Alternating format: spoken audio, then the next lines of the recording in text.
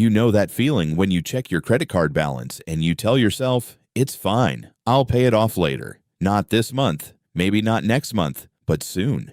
You're not worried. It's not like you're one of those people drowning in debt. You just have a balance, a normal balance, the kind everyone has. 200 here, 400 there, maybe 1,000 sitting quietly on a card you barely think about.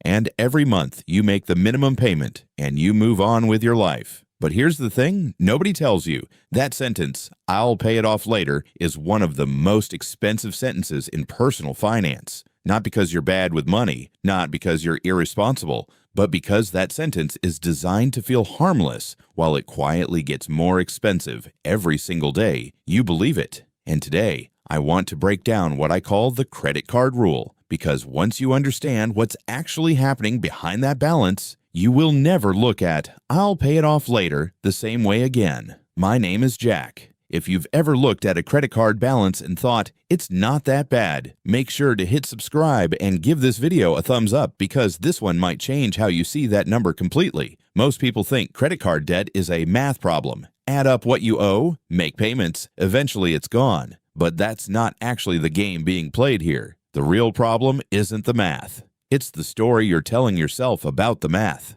Why I'll pay it off later feels so harmless. Let's talk about why this sentence works so well on your brain. When you swipe a card, you don't feel the cost. There's no cash leaving your wallet, no visible dent in your balance. It just feels like nothing happened. Your brain is wired to respond to what it can see and feel right now, not to a number that shows up on a statement 3 weeks later. This is called present bias. Your brain massively overvalues immediate comfort and massively undervalues future consequences. So when you tell yourself, I'll deal with it later, you're not lying on purpose. Your brain genuinely believes future, you will handle it easily. Future you always seems more disciplined, more organized, more ready, but future you is just present you, 1 month older with the same habits and probably a slightly bigger balance. This is exactly how small balances turn into balances people are ashamed to look at. Not through one reckless purchase, but through 100 small decisions that each felt harmless in the moment.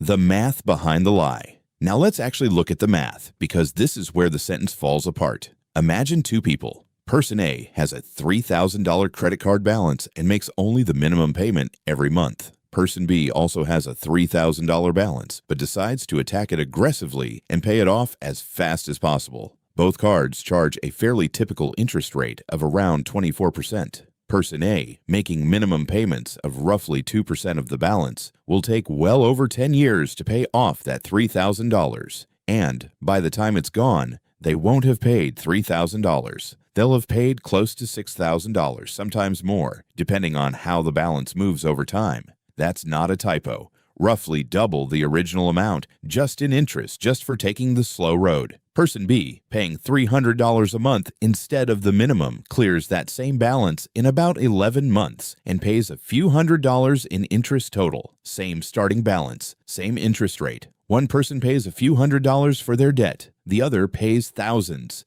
That is the real cost hiding behind, I'll pay it off later. It's not a number, it's a decision that quietly multiplies itself. How a small balance becomes a big one.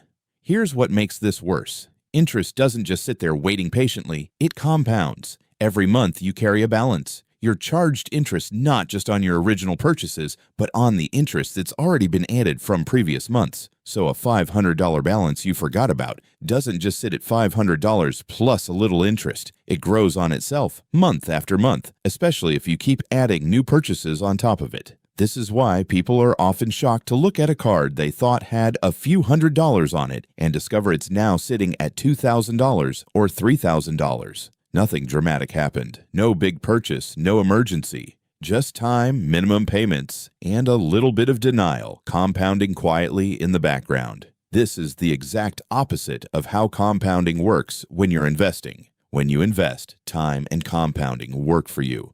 When you carry credit card debt, time and compounding work against you just as powerfully, just as relentlessly. Why credit card debt is harder to escape than it is to enter. Getting into credit card debt takes seconds. One purchase, one swipe, no real friction. Getting out takes months or years. And that mismatch is exactly why so many people stay stuck. When you're in debt, every dollar you send toward the balance feels like it barely moves the number. Motivation fades fast because progress feels invisible. This is why the first real payoff push is the hardest. You're not just fighting the math, you're fighting the feeling that nothing is changing, even when it actually is. This requires a shift in identity, similar to what happens with saving your first real chunk of money. You stop being someone who has a balance and start being someone who is actively closing a door behind them. That mental shift matters more than people realize because debt payoff isn't built on motivation. Motivation fades in about a week. It's built on a rule you follow whether you feel like it or not.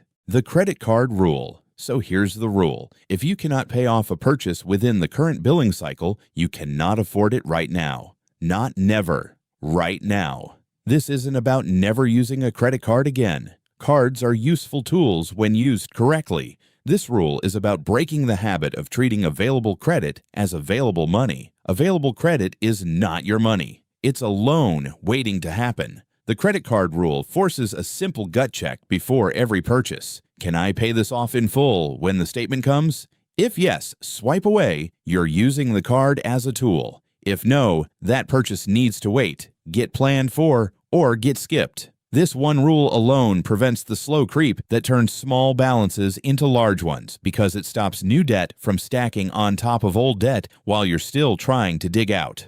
The guaranteed return nobody talks about. Here's something most people miss completely. If your credit card charges 24% interest and you pay that balance down instead of investing that same money, you are effectively earning a 24% guaranteed return. Not a hopeful return, not a maybe if the market cooperates return. Guaranteed. No investment, no stock, no index fund reliably promises anything close to that. This is why paying down high interest debt is often the smartest financial move available to you, even smarter than investing, at least until that balance is gone. People chase exciting investment ideas while ignoring a guaranteed 20+% return sitting quietly on their own credit card statement. Boring? Yes, but boring is exactly what makes it powerful.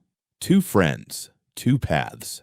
Let me give you a simple story. Two friends, Sarah and Mia, both open a credit card the same month with a $0 balance. Over time, both build up a balance of about $4,000 through normal life spending. Sarah tells herself she'll get to it eventually and keeps making minimum payments while still using the card for small things. Mia decides to freeze new spending on that card and throws every spare dollar at the balance. 6 months later, Mia's balance is down to $1,200 and dropping fast. Sarah's balance is still sitting around $4,300 because interest and a few new charges quietly outpaced her minimum payments. A year later, Mia is debt-free and redirecting that same payment amount into savings. Sarah is still paying on a card she opened almost 2 years ago, watching her balance shrink by inches. Same starting point, same income, completely different trajectory, all because of one decision made early and repeated consistently.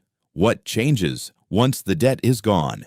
Here's what people don't expect. Once that balance hits zero, something shifts that has nothing to do with the money itself. You stop feeling that quiet background stress every time you check your accounts. You stop making decisions shaped by a balance you're avoiding. That money you were sending to interest every month is suddenly available to build an emergency fund, invest, or just breathe a little. This is the real cost of "I'll pay it off later." It's not just the extra dollars in interest. It's the years of decisions made while carrying that weight. Getting rid of it isn't about punishment or deprivation. It's about removing something that's been quietly working against you the entire time. The credit card rule isn't complicated, it's just consistent. And consistency, applied to something boring like a monthly payment, is what actually sets you free. If this helped you see your balance differently, hit subscribe, give this video a thumbs up, and let me know in the comments. Are you currently carrying a balance,